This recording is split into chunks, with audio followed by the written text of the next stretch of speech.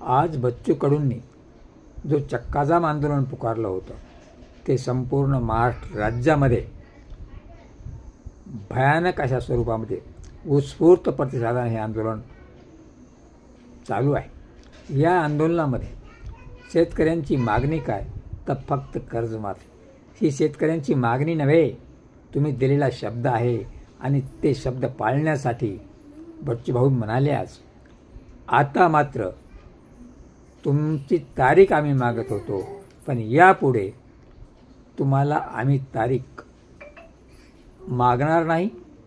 आम्ही देऊ त्या तारखेपर्यंत जर कर्जमाफी झाली नाही तर गांधीगिरी सोडून आम्हाला भगतसिंगगिरी करावी लागेल आणि त्यावेळी कुठलीही पूर्वसूचना न देता कुठलीही तारीख न देता रुमणे घेऊन मंत्रालयात शिरू आणि तुमच्या छाताडावर बसून कर्जमाफी मिळवू।